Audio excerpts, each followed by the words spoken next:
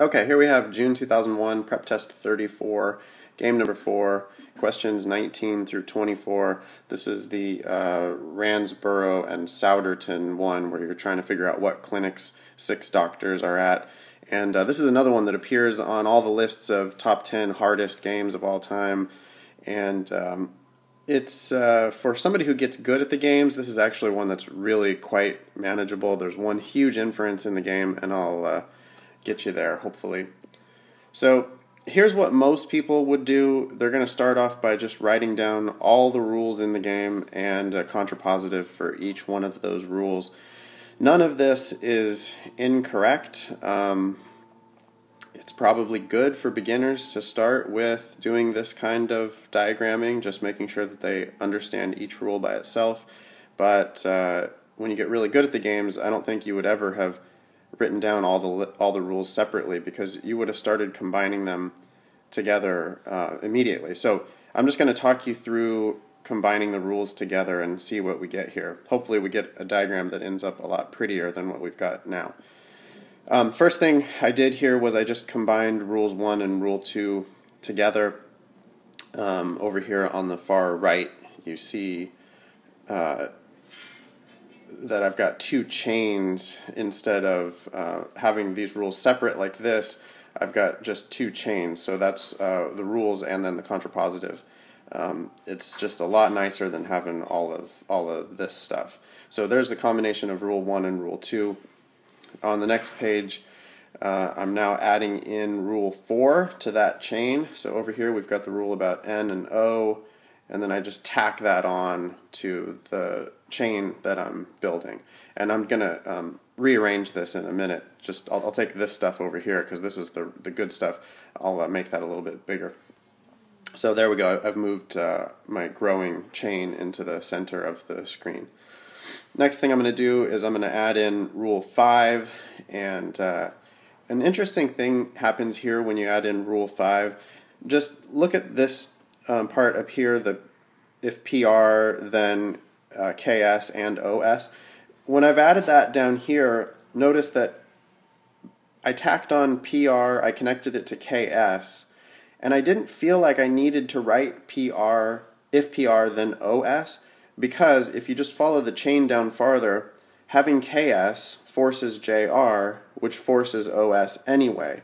So there was no need for me to write in a separate if PR then OS. This diagram, the other rules actually force that to happen anyway. So what I've done, and you'll see experts do this, is take what could have been a really complicated rule, but when combining it with the other rules, part of the rule was actually now made redundant, I guess, so I don't even need to write down that part of the rule. Anyway, just something kind of interesting for LSAT nerds out there. Moving on. The last step here is the part that really puzzles most people. When I go to add in rule 3, and I'm just looking at if LS then NR and PR. So that's what I've done here. I've got if LS then NR, if LS then PR, but wait a minute. If LS then NR then OR.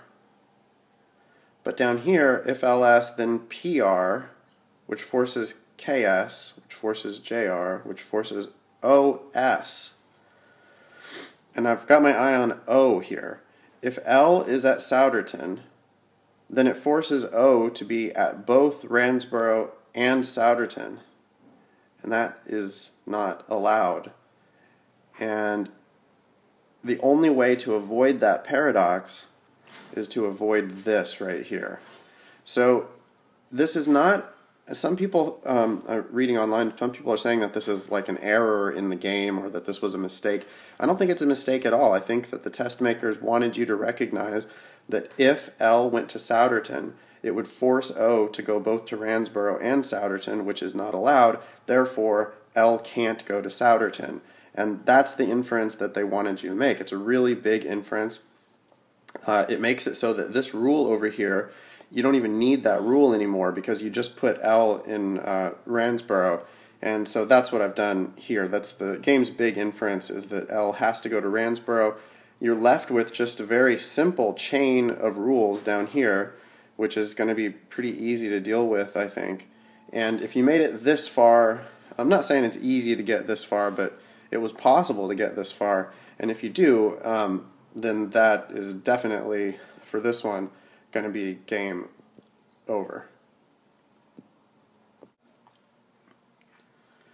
Having set this up nicely, the questions should be fairly manageable. Question number 19 is a list question asking who could be at Souderton simultaneously, or which could be a complete list of the people that are at Souderton simultaneously.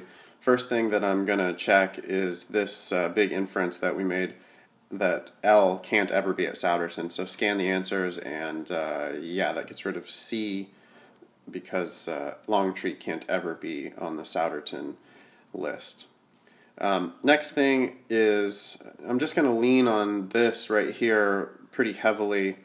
In fact, I should be able to eliminate 3 out of the remaining 4 answers just solely by looking at this down here. So if I just take one element at a time, this part right here, if O is at Randsborough, then J has to be at Souderton. And down here, the contrapositive of that rule, if J is at Randsborough, then O has to be at Souderton. In other words, one or the other, and maybe both of O and J have to be at Souderton. If O is not there, then J is. And if J is not there, then O is. So the correct answer must have either O or J, and maybe both in it. A has J and O, that's fine. B has J and O, that's fine. C's already eliminated. D has O, that's fine.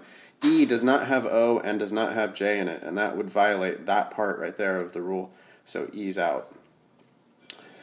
I'll go on to the next part of the rule now.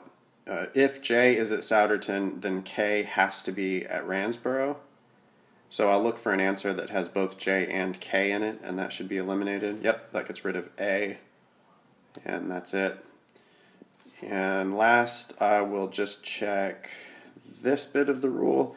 K and P, they have the same relationship that O and J had, which is if one of them is not at Souderton, the other one has to be. So if K is at Randsborough, then P has to be on the Souderton list. If P is at Randsborough, then K has to be on the Souderton list. That means the correct answer has to have either P or K in it. And again, could be maybe both. So B has P in it. That looks like it's fine. D has neither P nor K, so D's out. And the answer for number 19 is B. Number 20 shows why I think this game is actually quite a bit easier than people make it out to be. It says, if Palermo's at Randsborough, then which one of the following must be true? And, well, that will trigger this entire chain. So the correct answer could be this, could be this, could be this, could be this. Let's see. A, Juarez, Randsborough. That's exactly what I was looking for. The answer for number 20 is A, and I'm moving on. Number 21 is another question that's probably really hard for a novice, but it's pretty easy once you have put in a bit of practice on the logic games. In my classes, I really stress the importance of people looking for rules that look just like this right here.